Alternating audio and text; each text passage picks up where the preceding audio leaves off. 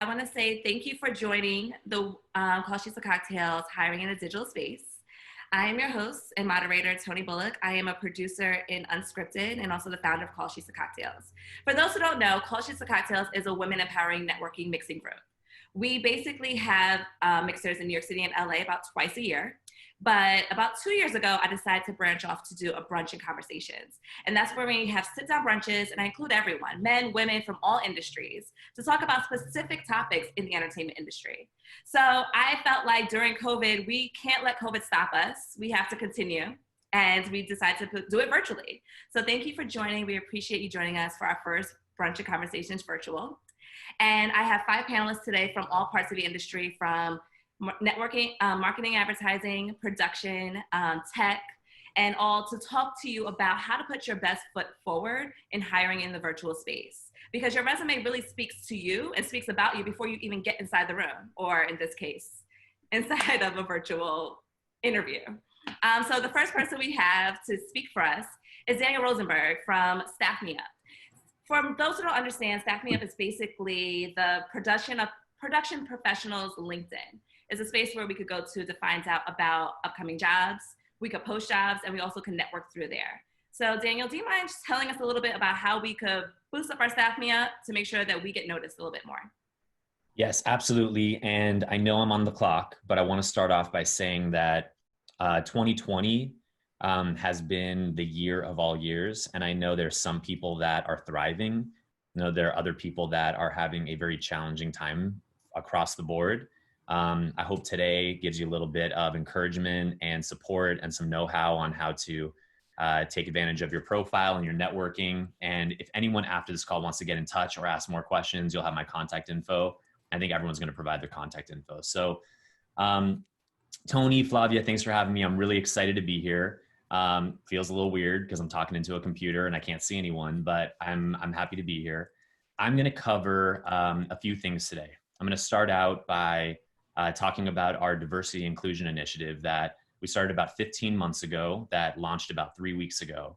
There are a lot of different arms of this initiative, and I want to make sure I cover a couple of them with you.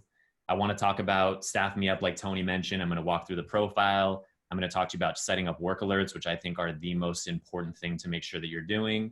I'm also going to show you some functionality that not a lot of people know about called the negotiator. And then finally, I'm going to talk about what employers do on Staff Me Up that you might not be aware of. And I think that'll take us to 8 minutes. So I'm going to share my screen. Tony, can you just let me know that it's kind of all set up, working? Yep, perfect. Very cool. So this is our D&I page where you can kind of check out what our mission is, what we're doing, and who we're working with. I wanted to first take a second to highlight some of the diversity advocacy organizations that we've partnered with. The goal here is not just to be a platform that connects employers with job seekers, but we also want to connect employers with organizations that are really doing the work. We've also added some new functionality whereby if you're part of one of these organizations, whether you're a member or you're affiliated with, you can now add that affiliation to your Staff Me Up profile, rendering yourself searchable by employers who are looking to be more inclusive during their staffing process. I wanted to mention that early on in the process, we partnered with an organization called Who You Know. The founder's named Bree Frank. Together, we designed a lot of new functionality, search capability, programs with Who You Know, so that Staff Me Up kind of leverages the 18 years we've been in the industry and the data that we have to really make an impact. And things are going really well. And finally, we partnered with NPACT. NPACT is an organization that represents 100 of the top unscripted production companies in the industry. And so we are reaching out to everyone. We're getting a lot of inbound, some publicity. And if anyone on this call has any questions or wants to be a part of this conversation, please make sure to get in touch. I'm going to jump over to post a job. I want to show you a new disclaimer that we've added. So when employers, production companies, networks are looking to hire someone and they go through the post a job flow, we now have a disclaimer down here that lets every job poster know that 100% of these jobs will be distributed to all of our diversity advocacy organizations. All of these organizations will have full access. They'll be able to set work alerts, share links with all their members. And so really from the outset, people that are used to using our software and our program are going to be a huge step more inclusive from the outset just by posting jobs on our site. And I want to go over to the profile next, but I'm remembering that I didn't really give any background on Staff Me Up, and there may be some people that have not heard of Staff Me Up. So let me take a step back. We are, I like to say that we're the LinkedIn of television production. So you can post jobs there, you can hire people, you can also put together a resume like I'm showing you right now and put yourself forward for opportunities. There's networking. People look for signal. You can get email notifications. It's basically the place that you want to make sure that you're representing yourself, whether you're looking for a job or not. Like I said, we've been around for 18 years. The founder of the company started in unscripted. He was on the first production team of The Amazing Race when reality television really started to boom. And so, we've been doing it ever since. Okay, so over to the profile. This is my profile, as you can see. I'm going to go through each section quickly, and then maybe we can touch on some of the stuff at the end. Look, I think it's important to put a photo. I think we live in a visual world, and we live in a visual industry, and I think it's important to add your photo. I've also had lots of conversations over the past year with folks that don't feel comfortable putting their photo, fear of discrimination, or they don't want to add that to their profile. It's totally optional.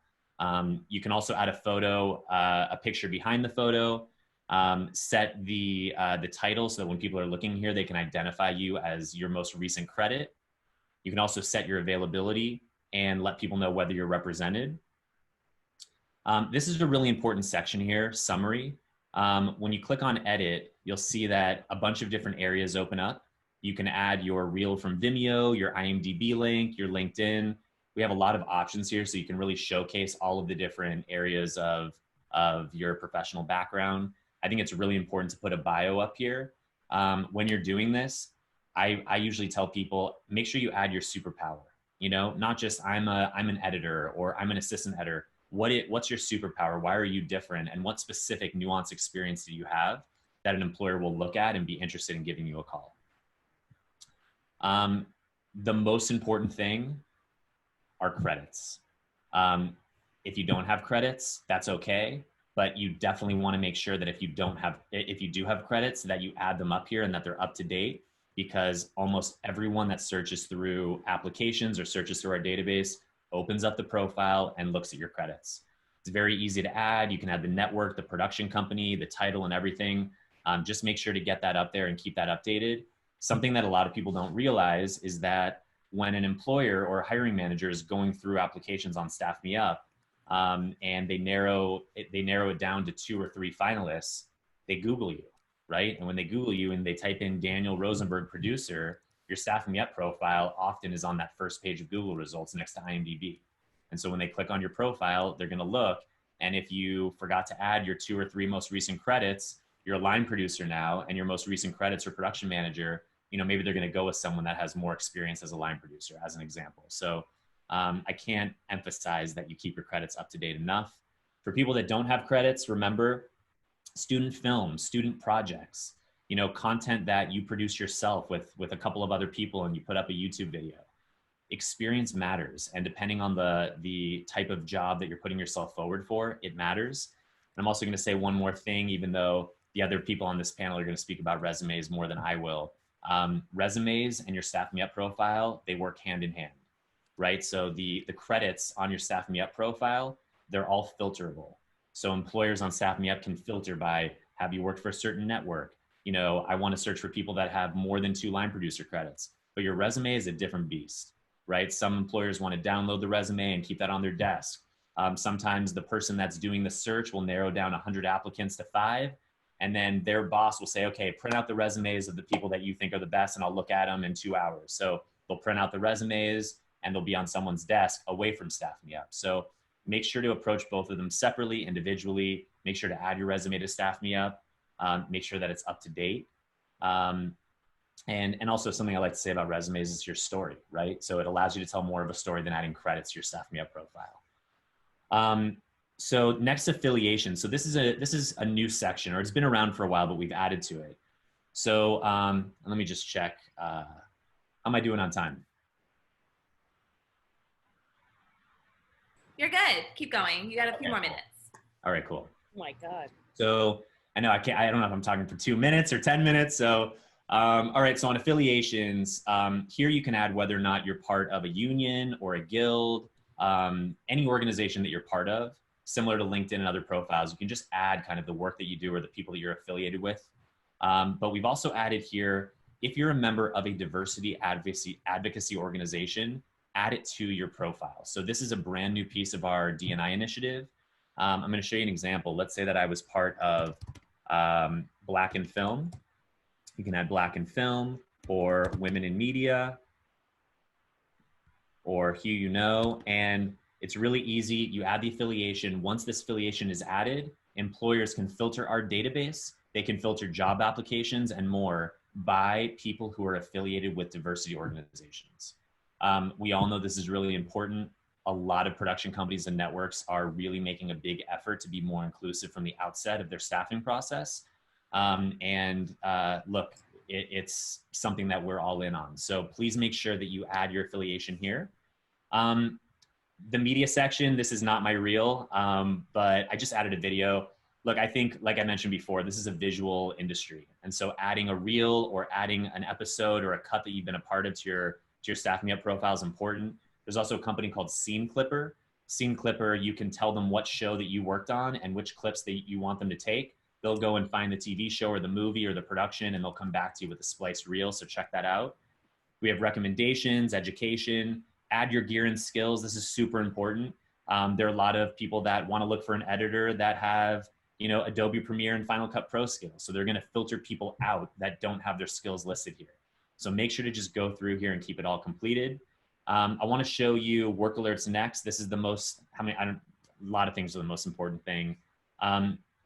When you add a work alert, this is essentially adding an email notification. So for 17 and a half years, this was only offered to people that were premium members. Now any member, whether you're paying or not, has access to unlimited work alerts. So you can either set up these work alerts, which are email notifications by position or department. We'll do one by position. Let's type in production manager. You can set it for within 50 or 100 miles from your base location, or you can get work alerts from across the country, full rate or low budget. And you can also say that you want to receive work alerts for positions that are similar. You save and you're done. Now, anytime someone posts a job on Staff Me Up for a production manager, you're going to get an email notification with basic info. You'll click on the link and you're ready to go. Anyone who does not have work alerts set up, please go check this out and contact us if you have any questions. And then finally, the negotiator. So this is something that we were all in a few years ago, and then it took a backseat to some of our other initiatives. We're going to focus on this more in the near future, but it's very much alive and well. The idea here is that you can anonymously add the rate that you worked for a production at a certain position.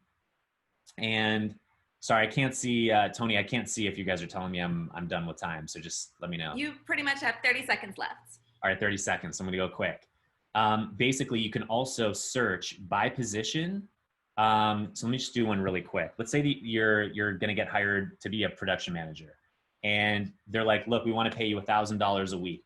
And you have no idea if that's a lot or a little or how to negotiate. You're not sure what to do. Type in production manager.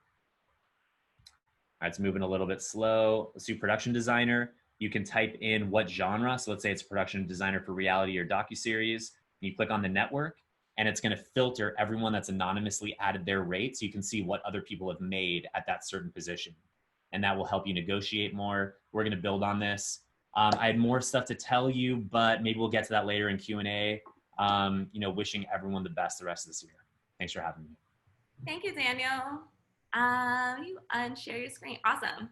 Thank you so much. I feel like you shared a lot about Staffing Up that people may not have known about before. And then also that the rate feature is an awesome feature for people who may not know, who may be transitioning into another field or another position, may not know how much their rate should be. Our next guest speaker is Marnie Cologne, who has over 20 years experience. She's at EIC, which is an executive in charge. She's seen resumes everywhere from PAs to executive producers. She has ties in Los Angeles and New York. We're joining Marnie from set right now, which is a boss move. Yes. Marnie, please tell us what we could do in terms of boosting our resume. Hi, thank you so much. And I appreciate all of your forgiveness for whatever might happen while I'm on this incredible event. But I'm, as she said, on set and things can get a little crazy and I might get distracted. So I'm really sorry in advance. And I want to just say that feature, that's great that you can check the rates and everything. That was something I didn't even know about when I was using Staff Me Up. That's amazing. Um, I guess what I want to say, it's a lot of the things that Daniel said actually lend themselves to some of the points that I want to make, because I'm looking at it from a purely, it's sort of, I guess, analog level, like paper or the PDF that you send that is your resume. Oftentimes, that's the first and only thing people want to see right off the bat. But I do think it's important to invite your resume reviewer to see all of your digital existence. But for me, what I do, as Tony mentioned, I see resumes from PAs to creative producers. I see people with links to Reels, people with links to their Staff Me Up, to their LinkedIn, all different kinds of levels. And really generally speaking, I could say that clear and concise, straightforward, um, someone who really knows what they want to be doing and makes it clear to me. One of the things that Daniel also said was, "What is it? Your superpower?" Like, I agree. We can go through some of the parts of a resume that specifically where there's opportunities to highlight your specific roles and what you could bring, or your specific uh, what you bring to the table. I think there's a couple of things that happen. So the first thing you do is you hear about a job and you hear about it through somebody that you're in your network, or you hear about it on Staff Me Up and you have an opportunity to email someone. This is the way of applying for a job that isn't through a website or, through a network oriented, a digital way. This is someone, I'm sending you my resume and they might print it out and have it on your desk. So I believe that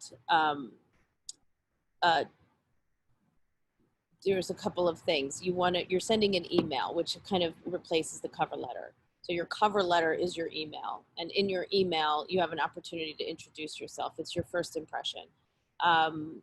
It's before they see your resume, it's before they see your link, it's before they see anything. And that's a place, like, for me, that's when, if I see typos and grammar errors there, I'm kind of a little turned off, and that's probably short-sighted of me. But if I'm looking at a bunch of different emails, that's going to be a line in the sand oftentimes. So it's really important to be careful and check your grammar. And reread it and make sure that doesn't sound like you're just talking to your buddy about your background. It sounds like you're talking to someone who doesn't know anything about you and you want to impress them. So you want to be clear, you want to be concise, avoid spelling and grammar errors. You want to be specific about the position. You don't want to say general things like, I'm really interested in this position, I'd love to be considered. You kind of want to point out that you specifically are talking about the role that they're looking to fill. And a cover letter is not a long 6-paragraph, multi-tiered introduction or biography about you. It's also very concise. Who you are, what you're looking for. You have a friendly tone. There's a beginning, a middle, and an end. And I honestly think it could be 3 sentences or 3 small, tiny paragraphs, but just, hello, here's what I have, here's what I do, here's what I can offer you. I'm excited about your project because of this. Thank you so much for your time and consideration. Goodbye. Or sincerely, best, and all of that. Please see my resume. Now, talking about the resume, there's a lot of schools of thought on this. There's some people that think, hey, make it all colorful and 7 pages, or, put every little detail in there. Do you worry about, someone had mentioned I noticed in the Q&A, there's a question about union and non-union.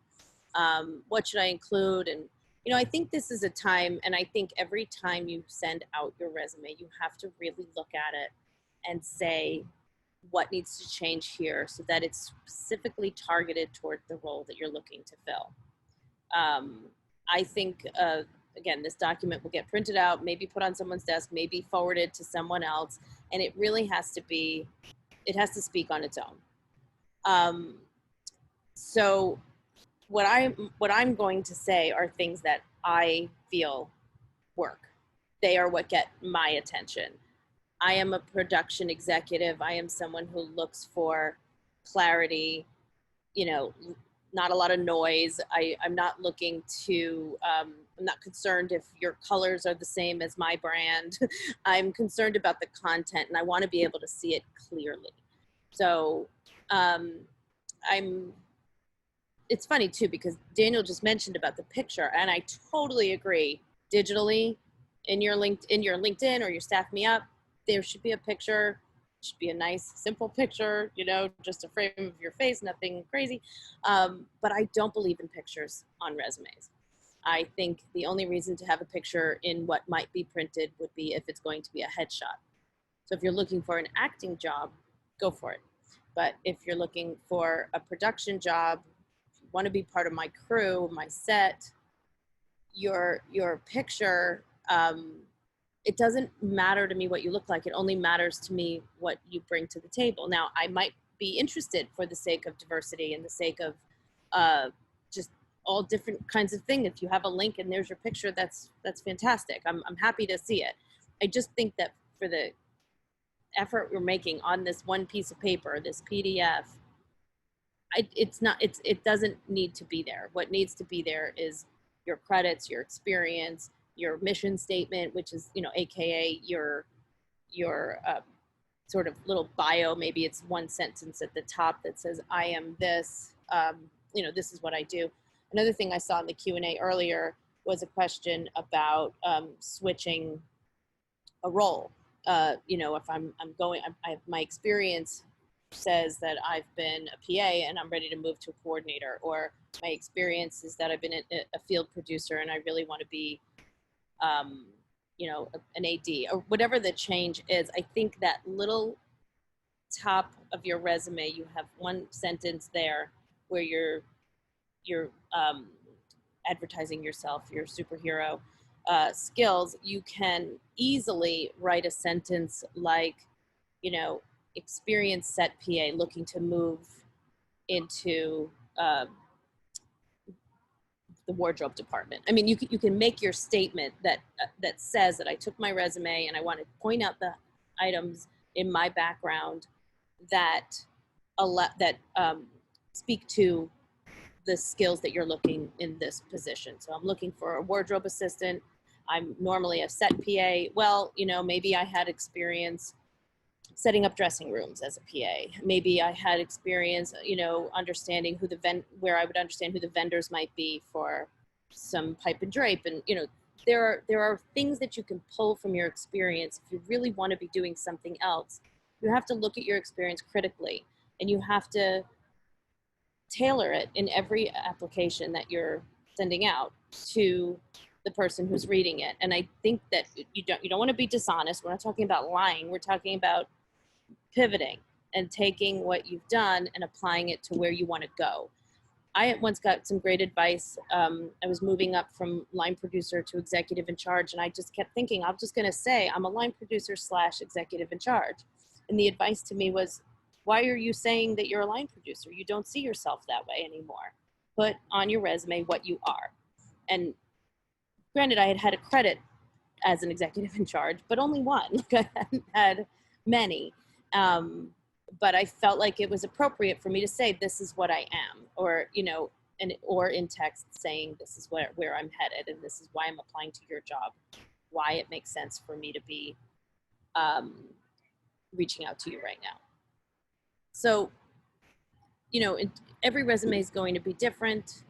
Tony and I talked about resumes, and we're talking about some of the little things like, should it be 3 pages? Should it be, you know, in black and white? Should there be color and all of that? And like I said, you know, I'm okay with a couple of highlight colors, but I really do believe, and no, people might disagree with me, but a PDF file, it's easy to read, easy to share. PDFs can be seen exactly the same way by someone who's using a PC versus someone who's using a Mac. and you don't want to mess up formatting. So sending a Word document is I think a visual mistake. So PDF is the way to go. No Google Sheets or anything like this. There are more professional fonts than others. I have a personal vendetta against Comic Sans. I'll work that out by myself.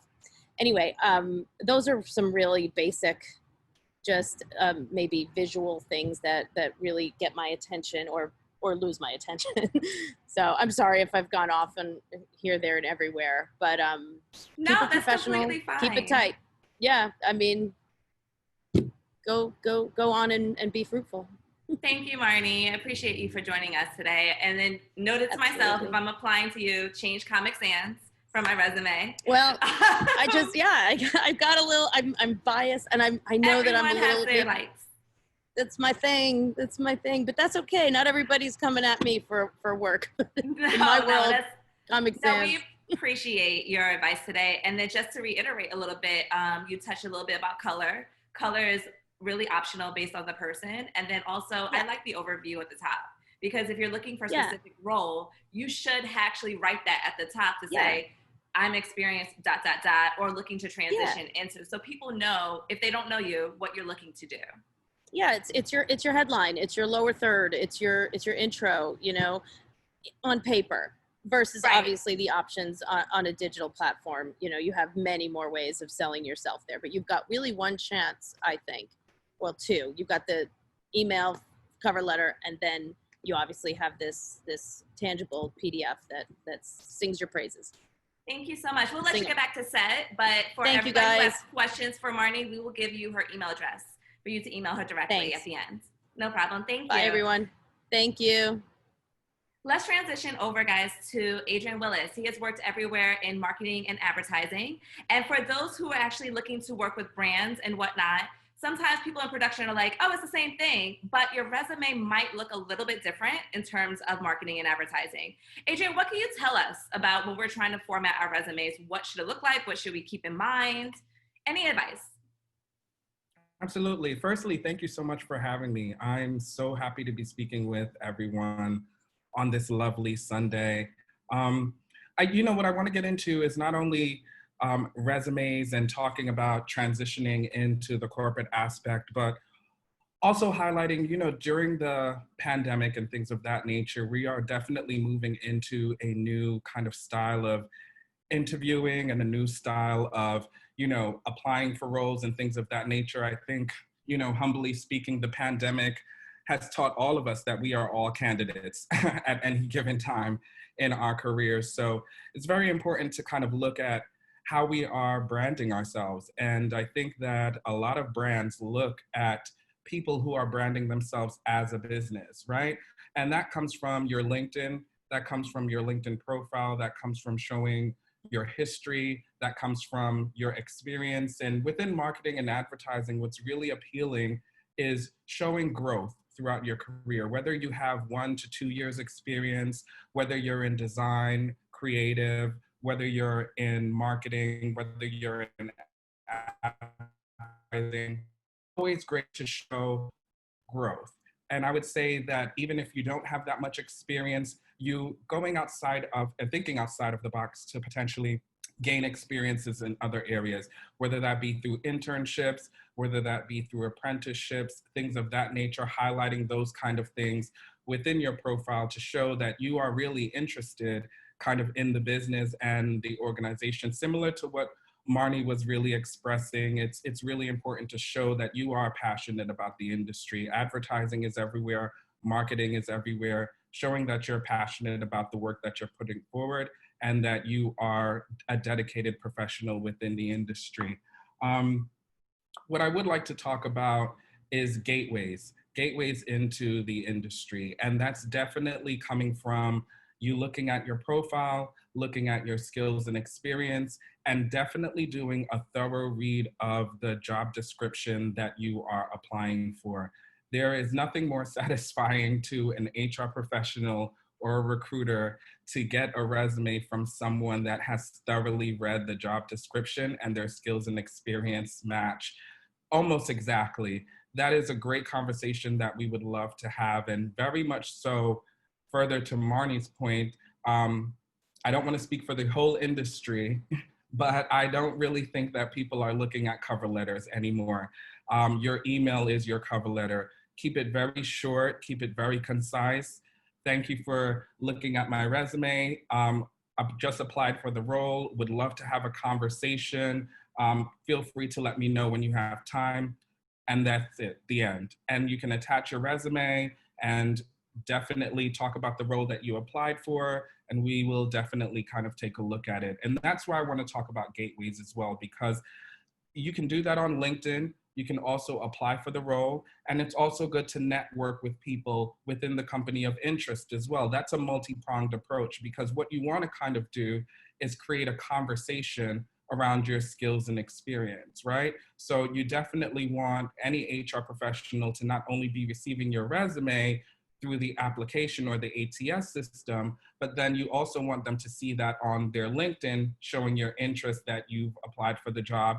And then potentially it's also helpful to network with people within the company, so someone can reach out to the HR professional internally and say, hey, such and such reach out to me, and they let me know that they applied for this job. Naturally, those are three different touch points where an HR professional is going to say to themselves, hey, I've heard this name about 3 times already. Let me look into this. Let me see what this person is actually talking about here. And then going back, if they look at your resume and your skills and experience and it very much aligns with the job description, naturally, we're very happy about that, because you're working with us to kind of fill the role as well. And it is a partnership. I think a lot of people look at HR professionals and recruiters as if, you know, we are gatekeepers and working with the business more than we're working with them. A lot of recruiters are also very much working with candidates as well. We understand where candidates are coming from. We do want you to have a very great interview experience, a very great candidate experience, and it is a partnership to get to the finish line of you getting that actual job. So we are very dedicated and motivated to that. And that is the multi-pronged approach. With regards to the digital age, which I think is the most interesting part, since March, the majority of us have been working from home. I can share like a couple of examples where, you know, I've interviewed people and, you know, they didn't have their camera on. And I was saying to myself, you know, it's very weird now because we don't have that personal experience of you coming in for an interview.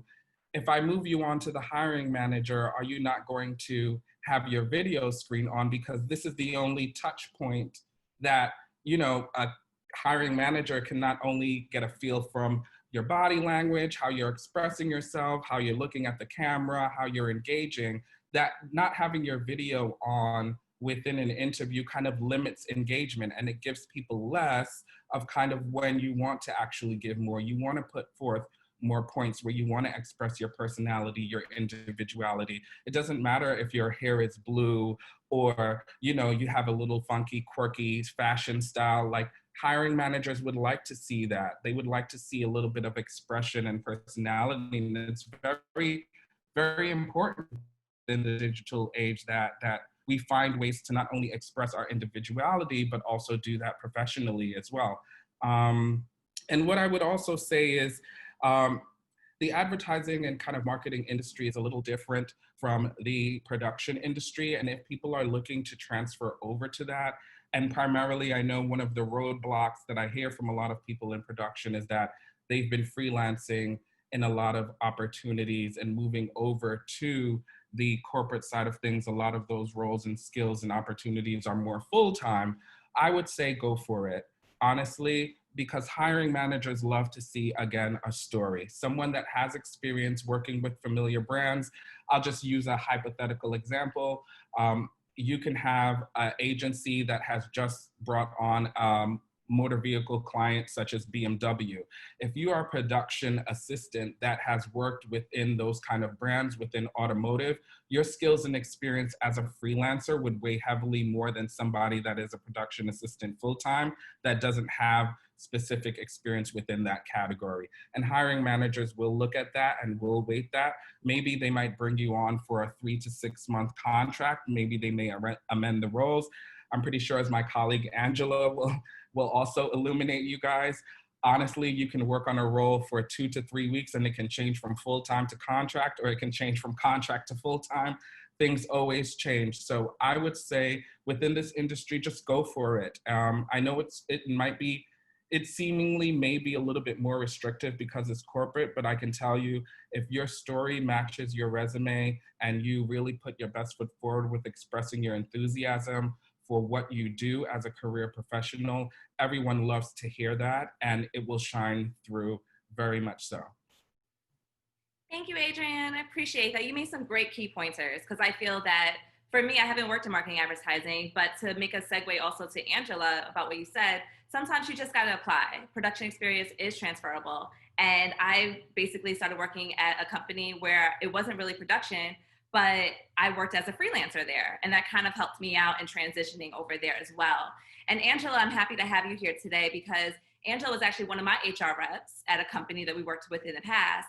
And when I left the company, I actually asked her to look at my resume as I was transitioning to another position.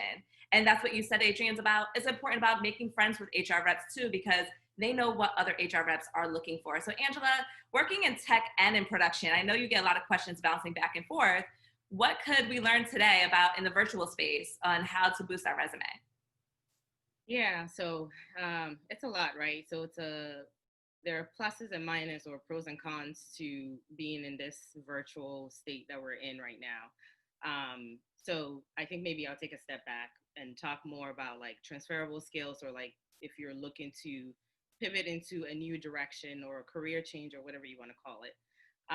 And then also how you show your personality on resumes, right? Because you're not going to be meeting the hiring manager in person. You're not going to be meeting the HR recruiter in person. So how do you show all these personalities on resumes? I think Marnie's probably said this. Color is great, but you don't want to do too much with it, right? You want to be as simple as possible. So it's almost like that format thing. You want to be very concise, straight to the point, highlighting all the relevant things. But when it comes to like transferable skills specifically, what you do want to do is list out every single relevant skills, experience that you have that can transfer into the other role. So look at the job description or the advertisement that has been posted for the job, right?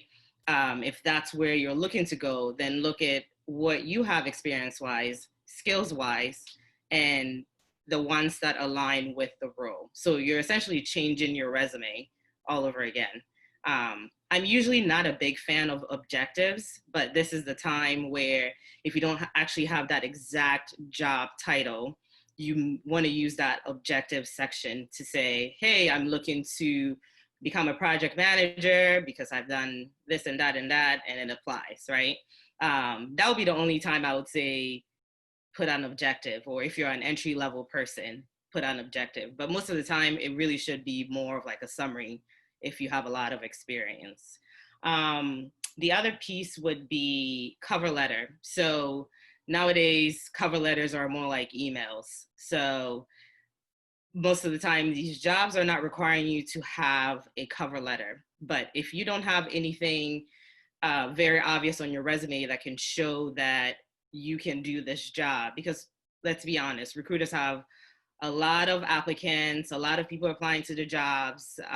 So they're just probably going to be focusing on resumes that are coming in that are the most obvious titles or most experience. But if you're trying to stand out and get picked out of the bunch, cover letter or that email, just very simple, straight to the point, not too much detail, but relevant information that says that you have these transferable skills or skill set that makes you qualify for the job or show that you can do the job. I'm going to move away from transferable skills a little bit and talk about like diversity hiring, because right now it's like a big thing, which it should have always been. Diversity means different things for different companies. And we're going to focus more on the positive side of diversity. So if a company is actually looking at diversity holistically, they're probably looking at it department specific or like overall company.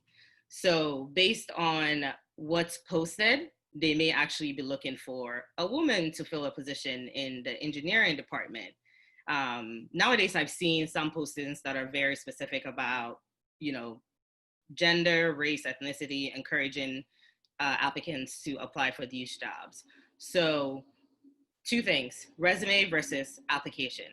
So if it's more of an application process and there's that box of female, race, ethnicity, disability, sexual orientation, don't be afraid to check those boxes. They serve a lot of purpose.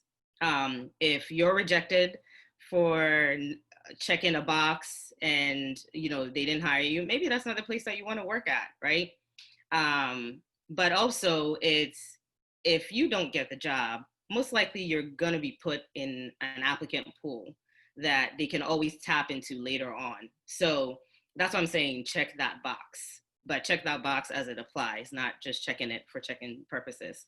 But then if it's a company that works with the government, most likely they get frequent audits or random audits.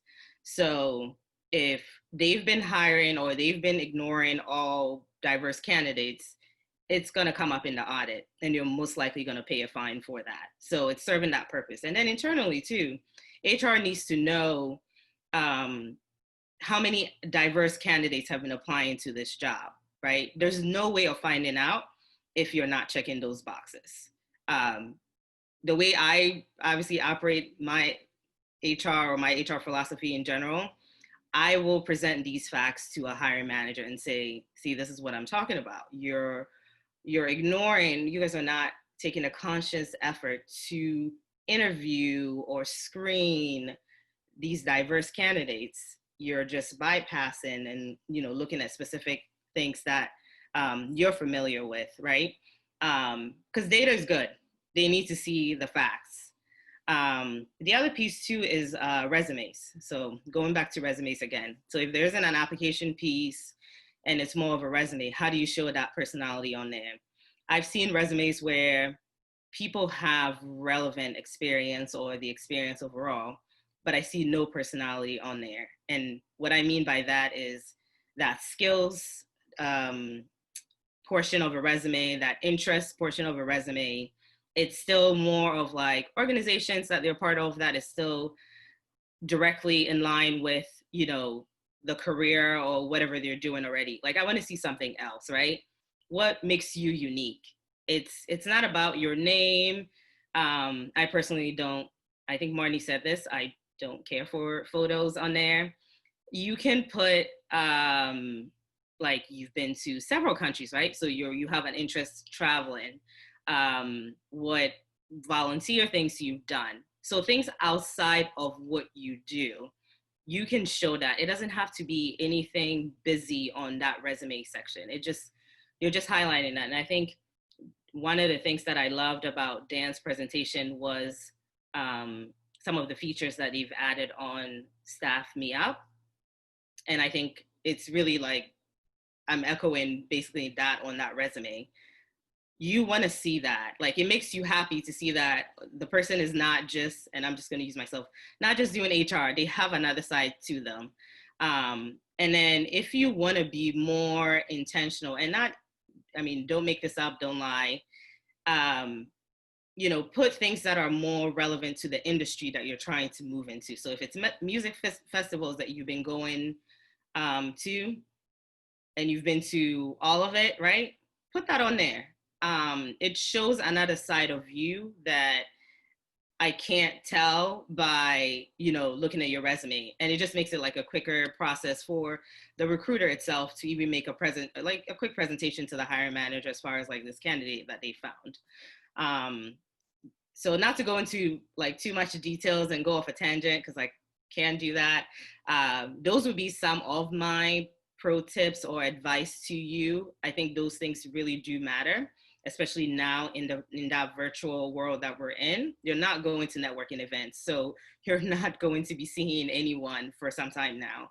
And that's how you can, at least those are the minimum things that you can do or put on your resume or your profile, really, even on LinkedIn and Staff Me Up, that can make it a quicker process for a recruiter or a hiring manager to be able to pick you out of the bunch.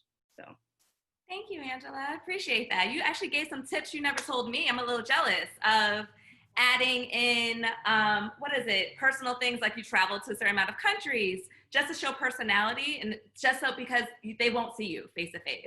So what makes you stand out? And I appreciate that. And then also cater your resume to the position you're basically you're applying to. And that's important as well. Because if you're in the tech space, your production resume may not transfer over or vice versa, because I know in production, our credits are just listed. But in the tech world, they may not understand what a producer is or what an AP is, but we do a little bit of the same thing. So maybe you should list out exactly what you did at each space so that they know exactly how you're transferable and how you could be an asset to their company. So I appreciate those notes. And I feel like our next panelist, Cindy, who is the owner of Hollywood Resumes. And Cindy and I know each other for a very long time. We actually started in the industry together. So Cindy, I'm really excited to have her here because she actually worked in entertainment. And so now she started this company to help other entertainment professionals to boost their resume, whether they want to go into tech, advertising, or stay in production, or bump up their resume because you're ready to transition to the next level up. So Cindy, what can you tell us overall about the industry and how we could fix our resumes a little bit more for the virtual presence? Sure. So thank you all so much for having me, and it's been a pleasure to be a part of this panel. I'll tell you just a little bit more about Hollywood Resumes. I started it with my co-founder, Angela Selak. We all know Tony from the same internship back in the day, over a decade ago at this point. And we started about 5 years ago to help people in the entertainment industry write a better resume, because we were hiring in our own jobs. I've worked in entertainment marketing, which I'm currently doing. I've worked in production, development, a film database. Angela similarly is a children's TV development executive. We constantly found ourselves hiring and reviewing resumes and just seeing that perfectly qualified people couldn't tell their story on paper. So we thought about, how can we help other people write a better resume? And so we've been doing that for the last, we've been doing it since 2016. So we're going on our 5th year. And we've helped people from interns looking to break in to people with 20 years of experience looking to get out of the industry, and everywhere in between across all different sides of the industry. What I think is the common thing across all resumes, no matter what kind of job you're applying for, is that your resume is a story. And this is something that when you have that in your head, that you're telling a story, you're coming from the entertainment industry, everything should click a little bit easier, because everyone who works in this industry is, to some degree or another, a storyteller and a creative person. So you want to think about the principles of storytelling in your resume. It needs a beginning and a middle and an end. You need to establish a setting. You need to establish context. So, for example, one of the questions we get a lot is, how do I start my resume? What's the first section? So it really depends on what story you're telling. If you're new to the industry, you just graduated college, you want to start with your education section, because then everything after that is contextualized. All of your internships suddenly tell the story of you were a go-getter college student who interned or held multiple jobs or was a club leader, whatever you did in that time, because you're starting with that education. If you put education on the bottom and you just lead with intern, president of trumpet club, someone's going to be like, what's your professional experience here? Why are you applying for this job? And then at the end, they'll be like, oh, I get it. You just graduated. That's not how you tell a story. You tell the story from the beginning. If you're transitioning, everyone's talking about putting in your objective, your professional summary, where you're looking to go. That contextualizes exactly what your resume is then going to explain. It's going to explain why you're right for that kind of a job. I agree with Angela that objectives are generally a terrible idea. We like to do professional summaries instead. The thing that really tricks people up with objectives is they forget to change their objective if they're applying for a different job. So if you're gonna include that you're transitioning or looking for a different kind of position, the number one thing you need to do is make sure that the correct position is listed in that objective. I've seen multiple resumes that say I'm looking for a job in hospitality. And I'm like, okay, well, I work at an entertainment marketing firm, so goodbye. You know, why are you here? I think those are things that you just have to look for, those little things if you're going to do it. Your professional summary in general can contextualize your experience, even if you don't indicate specifically what you want to transition into, because maybe you're scared you're going to forget to make that little change. Talk about the skills that you have or your overall picture, overall story of who you are, and that'll contextualize your experience. If you've been working like 5 to 7 years, you might not have enough in your professional summary that's different from what else will be in your resume. And maybe you want to start with your experience, your most recent job, because that shows people where you are, what you're doing. Certainly, if you're trying to move up in an industry or get a similar position, you want to start with where you're currently working. That brings me to the next point. I saw something in the chat about, does it matter what order you put your credits in? Should it be dates or by credit level? And this goes back to the story you want to tell. If you're looking to get a job that's similar to your most recent credit, then you should go by date. If, let's say, a lot of people will switch between two different types of credits, like maybe on one show you got bumped up to senior story producer, but then you had to go back down to story producer because of whatever internal things were happening, but you want to keep getting that senior role, then it's okay to have different sections where you would have your senior story producer as your first section and then your separate section of story producer credits, and block them together so that it's still telling that story. You still want to include those dates for context, but this way everything is grouped together in a way that is clear to a hiring manager what you're trying to do. You want to, the hiring managers have maybe 3 seconds per resume before they decide whether or not they're going to keep reading or throw it in the garbage. So what can you communicate in those 3 seconds with a very quick scan to someone to get them to keep reading? If it's not clear from the outset, it's going to go in the trash. If it's clear, they'll keep reading and then they can learn more. So think about, what are you trying to convey? And then when it comes into your bullet points, it's really important to add context to each of your jobs. Not everyone knows what every company, what every show, whatever you're doing. So you need to make sure that you're putting in, you know, an overview of your role, an overview of the company, and then going into those skills. And when we think about how to craft skills for your resume, look at the job posting. There's a list of skills and ask yourself the question, can I do X? And answer it, yes, I can, because. And that's what your resume should be. It should only include a call and response to the skills listed in the job posting. If you can't do one of those skills, it's okay not to have it in there. Not everyone does every single thing. Obviously, if you can match all of the skills, that's going to be a better fit. But think about why you think you're right for this job. Put it in there, contextualize how you know, not just I'm good at cross-functional communication, but I'm good at cross-functional communication because I had to liaise with the following 17 departments. And in doing that, I was able to yield this kind of a result or get this high-rated show off the ground. When you think about it that way, it becomes a little bit clearer what your story that you're trying to tell is. And the last thing I want to say is, think about your resume not as a biography, not as a list of everything you've ever done in your past, but as a marketing document selling why you're right for the job that you're applying for. That's the only thing a hiring manager wants to know. They don't want to know everything that you've ever done. They want to know, are you right for this job?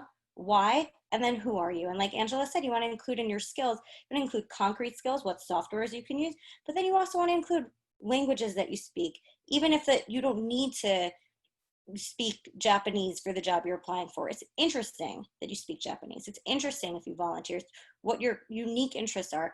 All of that presents this picture. So that's the kind of thing I want you to have in your brain. You're a storyteller first and foremost. Thank you, Cindy. I appreciate that because, I mean, as a producer, we are natural storytellers. And sometimes your resume has to sell your skills.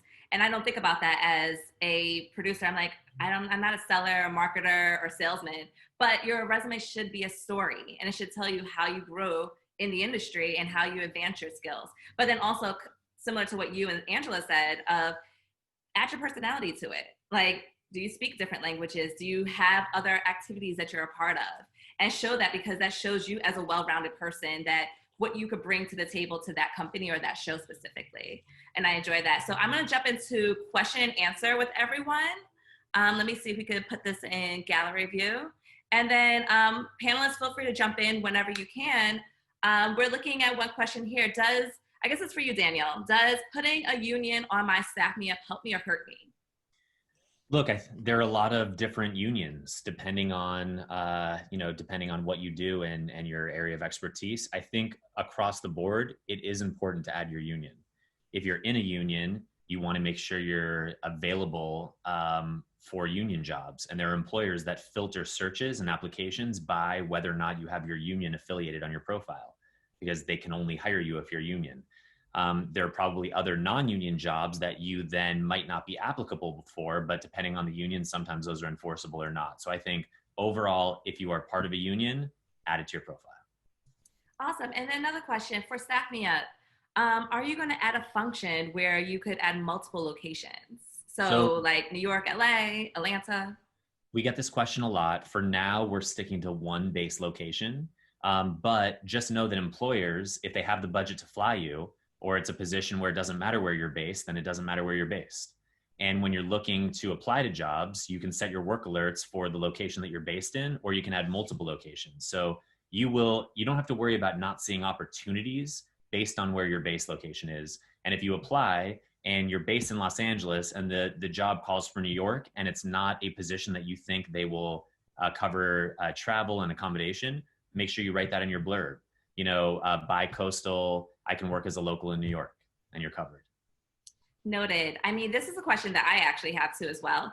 I feel like my resume is pretty black and white, but a lot of people have these questions in general. Should I add color to my resume to make it flashy? Like, I see color, I see flowers, I see logos. I mean, this is an open forum. What are your thoughts?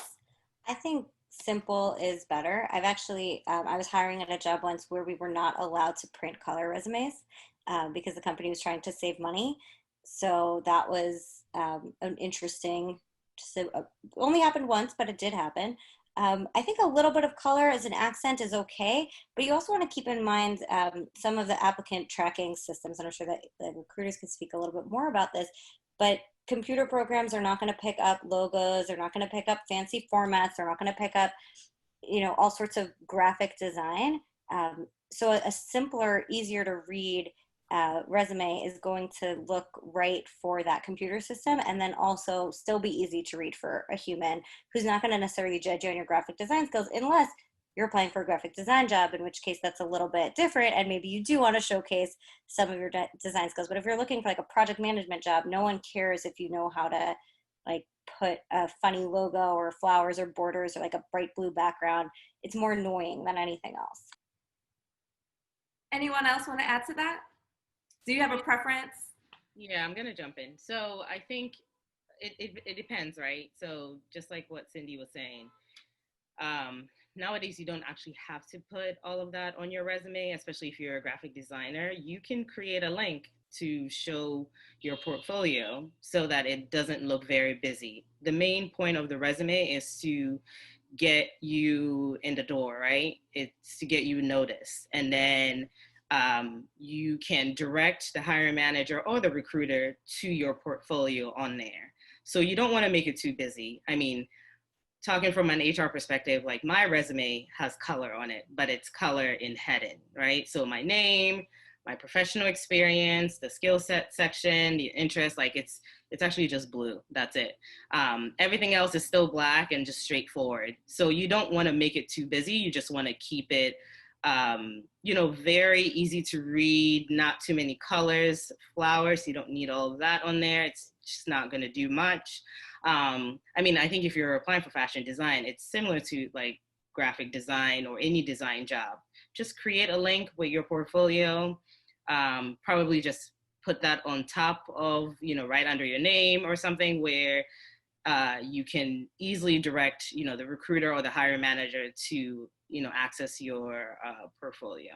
So that would be Awesome. my. Thank you, Angela. In terms of, for someone who has more than 10 years of experience, is it okay to have a resume that has 2 pages, especially if they don't want to look like they have gaps in their resume? How do you guys feel about more than 1-page resumes? Anyone can join. It kind of depends, because if you have 10 years experience, I can understand why you would want to tell that story. That's more of a CV. I think that's more of like a technical kind of HR term. There's a difference between a resume is usually 1 page on the front and the back. A CV is more of a story of your career, and it's more or less sent within 2 to 3 pages. Naturally, within the digital world right now and how people want to kind of understand things, it's best to kind of summate that like on 1 page and give people more of a headline. If you have 10 years experience, maybe it's just great to list the companies that you've worked at. And then as you start to talk about more of the relevancy to the job that you are applying for, maybe detail that as we get closer to the top of your story. I think the overall theme here, what everyone was saying, and I totally agree with as well, is we want to tell a story, right? So in a lot of cases, maybe the first 2 to 3 to 4 years may not be the relevant part of the story that we want to tell in relation to the job. However, when we get to your last 3 positions, maybe start to detail and outline that there so that we get what you've been doing for the past 3 to 5 years, whereas the 10 years the other 5 years would just bolster up what you've been doing for the past 10 years if you want to send across a 1-pager. But I would definitely recommend a 1-pager, to be honest. And just really quick on that, Tony, just want to jump in. Of course. So on resumes, what I've heard from countless people, keep it to 1 page. I've also heard no color, no one's printing your resume in color. So I just echo Adrian and Cindy. And one more thing I'll add, Staff Me Up is a little bit different. The way that we have your credits listed on your profile, it's a little bit more like IMDb. Add every single credit for 175 years, however long you've been working in the industry, because sometimes there are networks that want to hire people that have worked for that network before. There are production companies that want to bring in someone that has experience at that network, because then they can use that to kind of sell you. Right, look, I really like this person, plus their start work is already done for your network. They know the lay of the land, they've been there before. So add all of your credits. I think it also, going back to what Adrian said about a CV, if you're applying for like a very high level executive role, it might be appropriate to have a CV. If you're applying for like an EVP of development at a network, they might want to see that you actually do have that breadth of experience. But at a mid-level job, no one's necessarily going to care.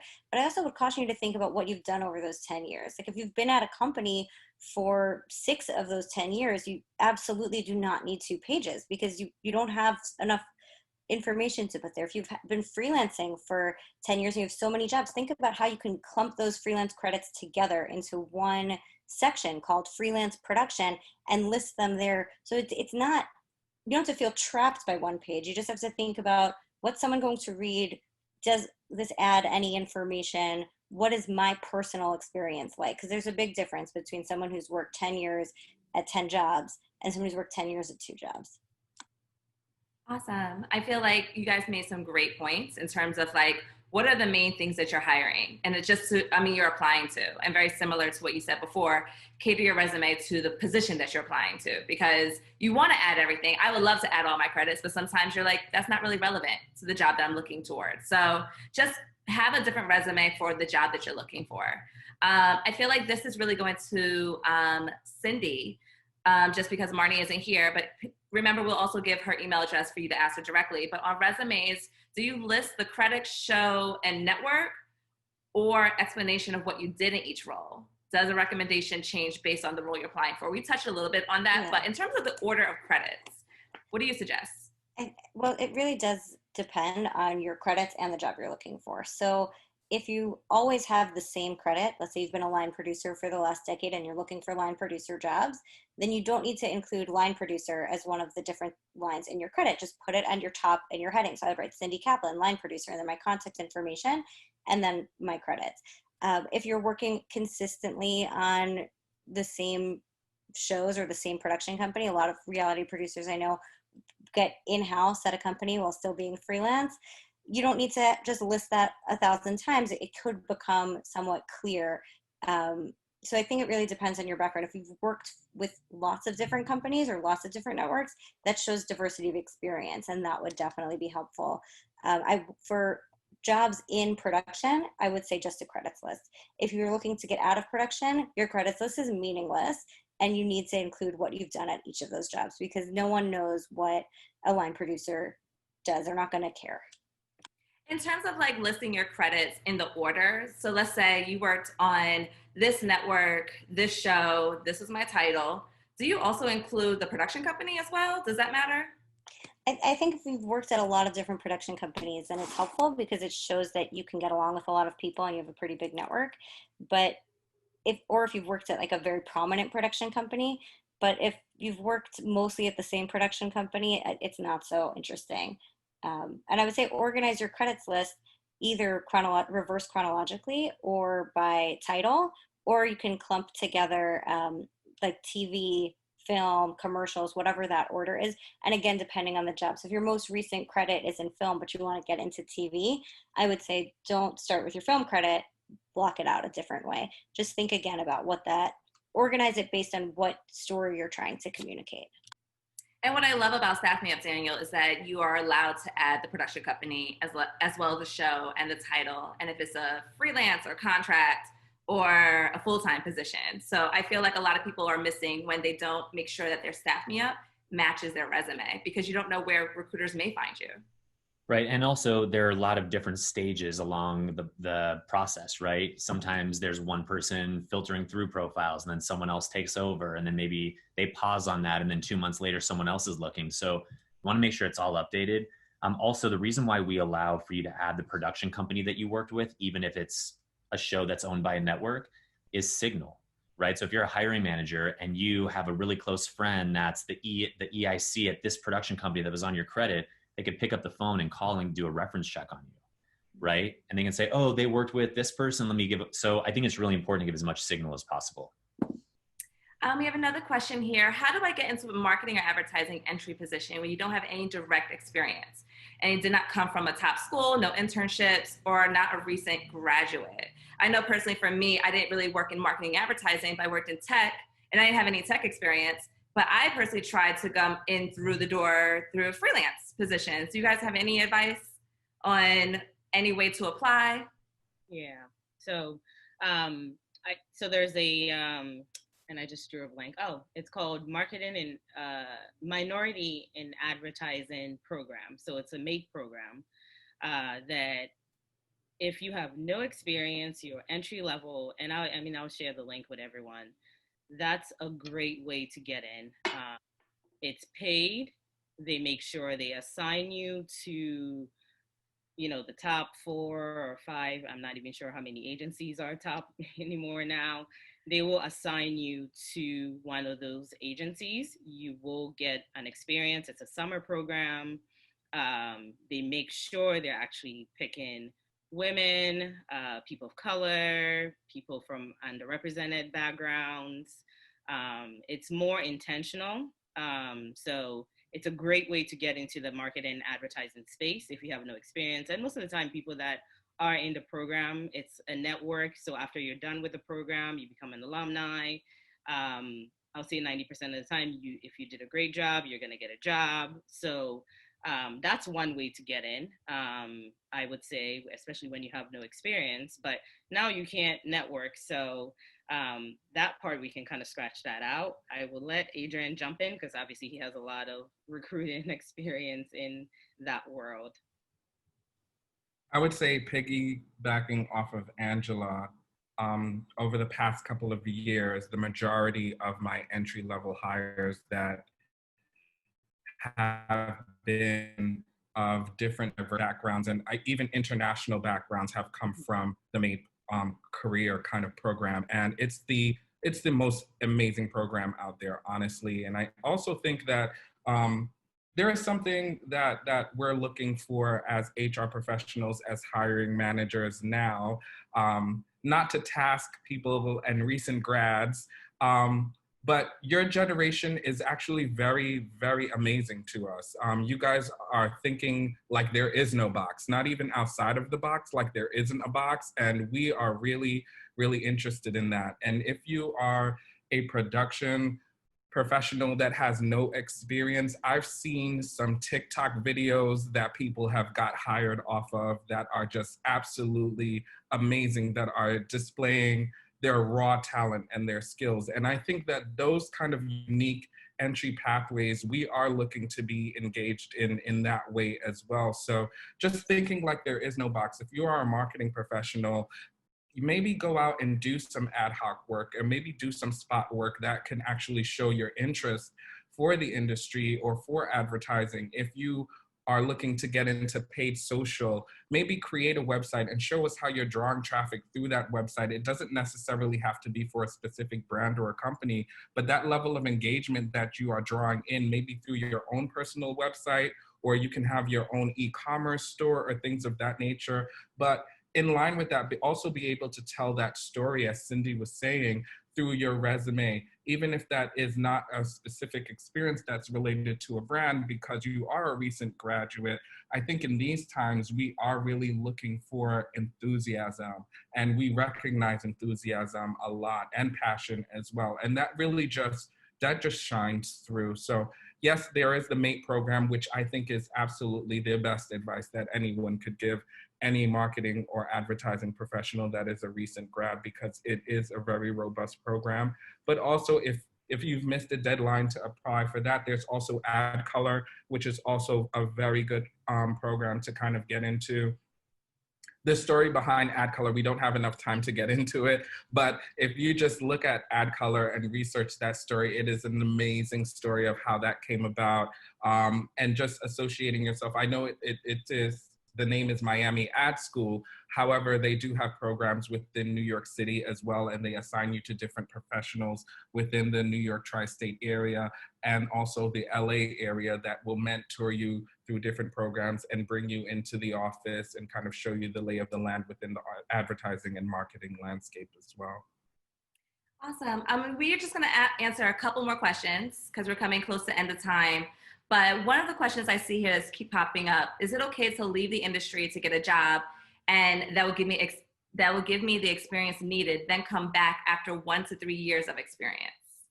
So someone has like left the industry and decides to come back. Do you see that as a negative thing, or is it a positive thing? Maybe makes them a little bit more well-rounded, coming with different experience. Do you take that into account?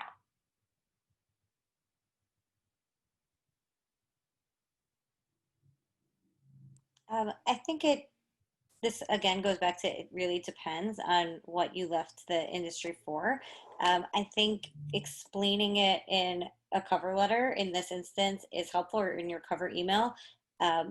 If you left the industry because you had to go back to your hometown to care for a relative, and you left the industry because you still needed a different job at that time, and that's something you can certainly talk about. We work with a lot of clients who do have different reasons for leaving the industry and coming back, whether it's their stay-at-home moms for a while, or they did have a family emergency. And I think it's okay to address those things in a cover letter. If you really left the industry because you weren't interested in it anymore, and now you're looking to come back, do a little bit of soul searching. Make sure you really do actually want to come back.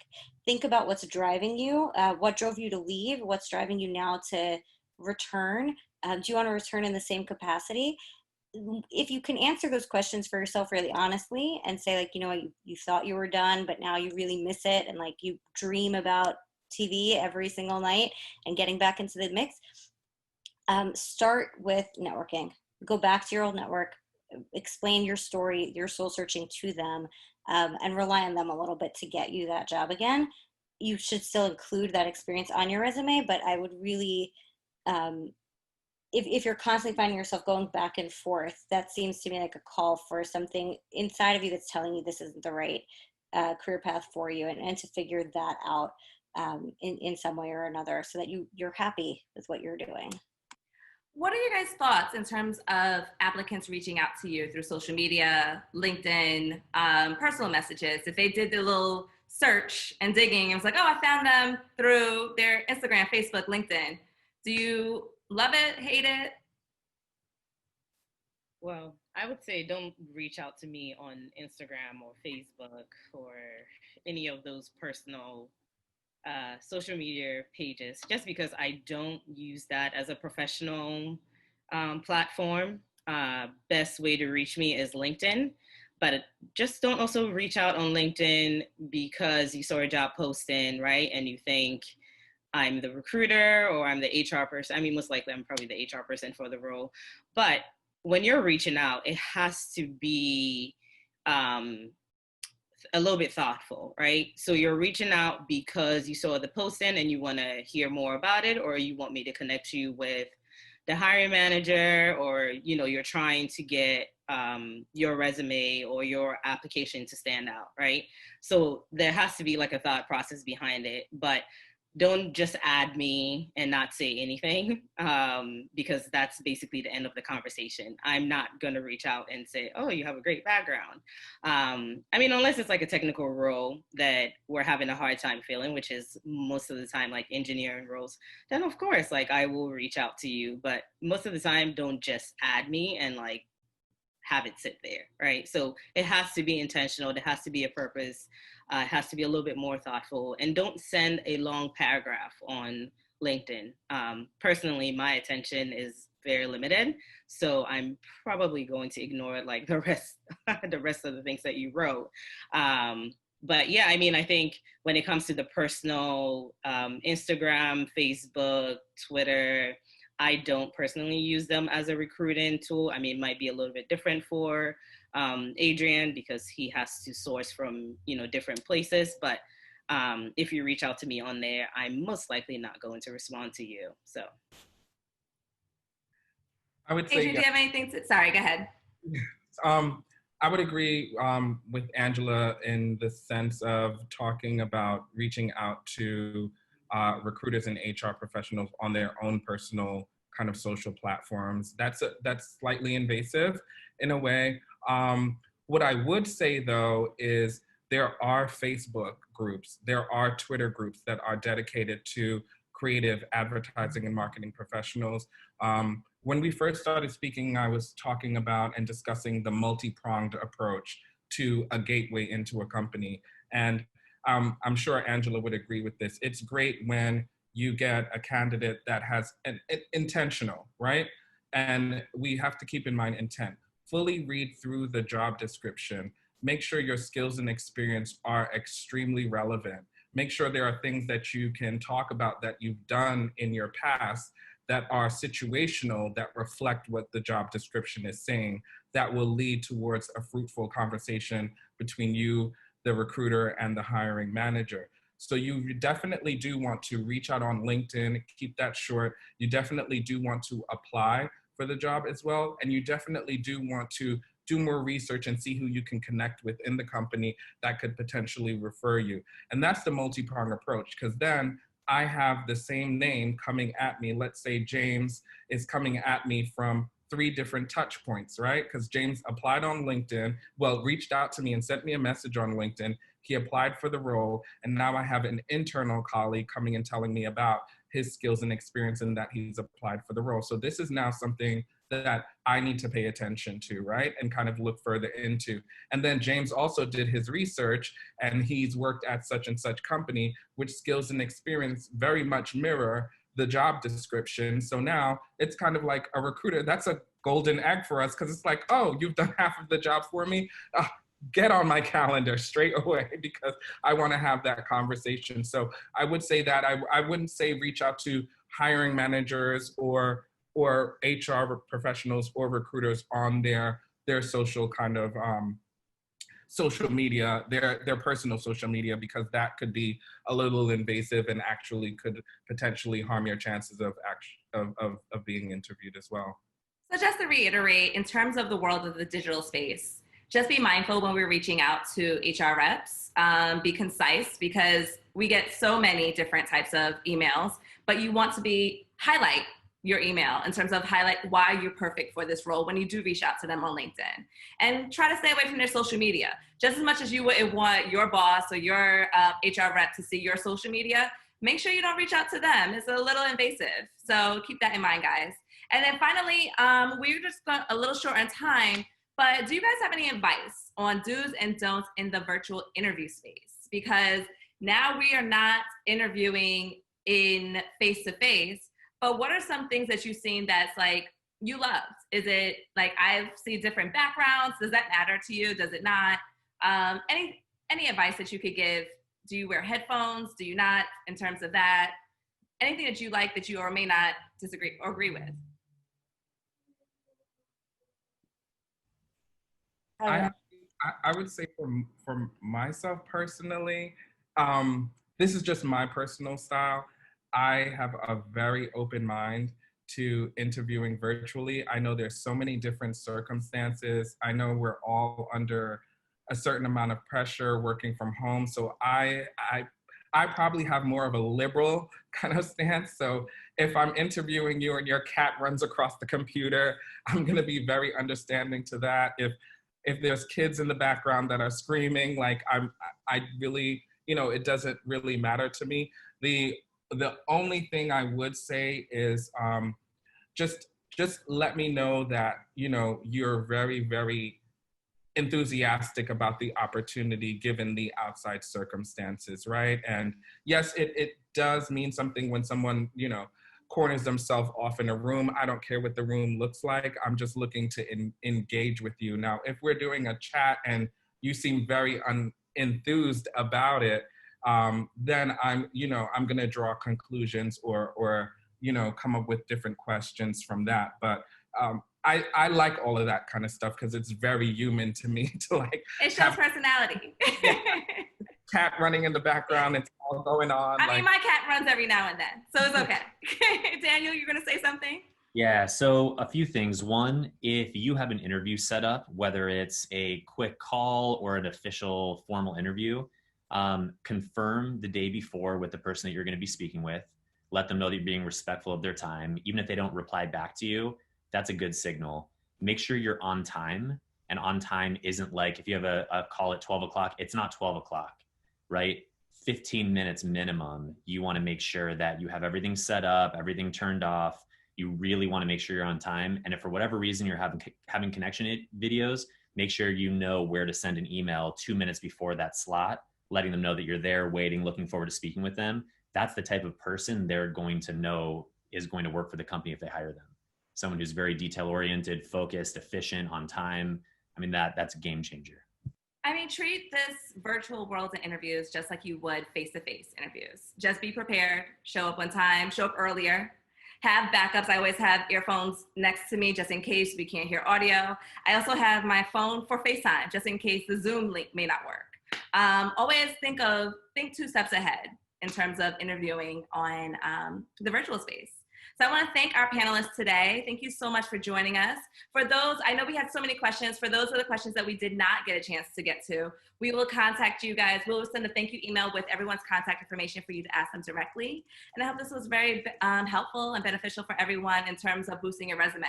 And remember, whether you have a job or you don't have a job, always keep your resume up to date and make sure all your social media platforms, whether it's Staff Me Up or LinkedIn, is up to date as well. I want to thank you guys again and hope to see you guys at the next Brunch and Conversations. Have a great Sunday, everybody. Bye. Thank you. Bye, guys. Thank you so much.